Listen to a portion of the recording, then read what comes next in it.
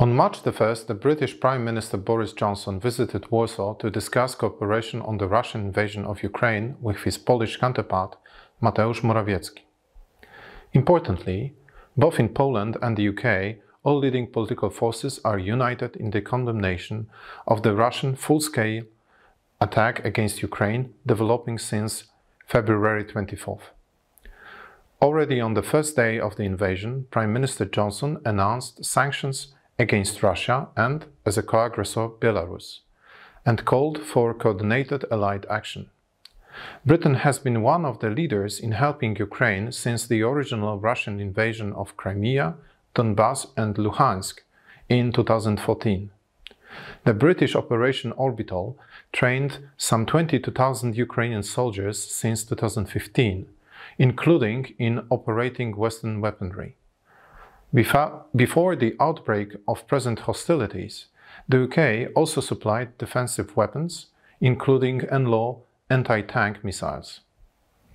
In 2020, Britain and Ukraine also concluded agreements on strategic partnership and on cooperation in the reconstruction of the Ukrainian fleet.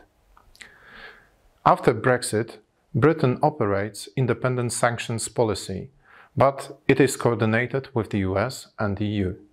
The latest British sanctions against Russia complement the packages introduced in 2014 and after the chemical attack in Salisbury in 2018. Due to the global position of the British Stock Exchange, banking and insurance sectors, the financial services are a key tool of British sanctions. British authorities cut off the largest Russian retail banks from the SWIFT system of international transactions, from the Visa and MasterCard clearing systems, and froze the reserves of the Central Bank of Russia and the accounts of Russian oligarchs in the UK.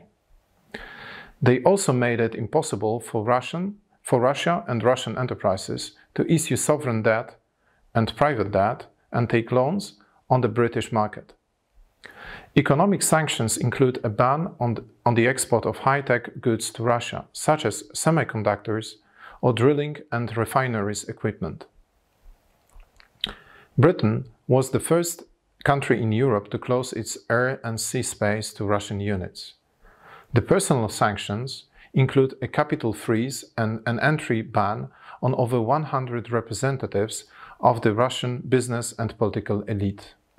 By including into the list Vladimir Putin, Sergei Lavrov and other officials, their basic political legitimacy has been put into question. British official humanitarian aid, worth around £140 million, includes, among others, deliveries of food, medicines, medical equipment, blankets, as well as distribution teams in Poland and Ukraine. The British authorities also allowed visa-free entry to Ukrainian citizens who have family members in the UK. Further rapid Allied actions are hampered by the lack of foreign and security policy regulations in the post-Brexit agreement with the EU.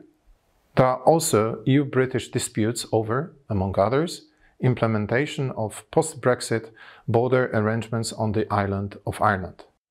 The security crisis in Europe requires a reassessment of the framework for the EU-British cooperation in the fields of defence and defence industry.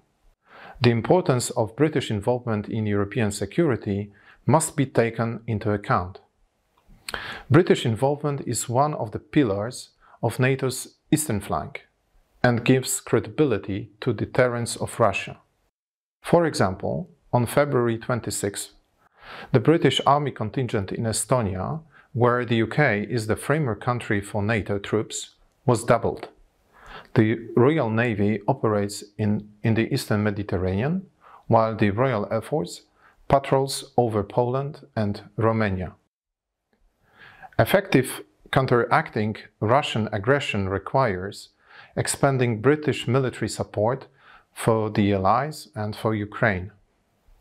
Coordination of supplies for Ukraine could take place on the basis of a system proposed by the EU, which assumes cooperation with NATO and whose logistics center will be Poland.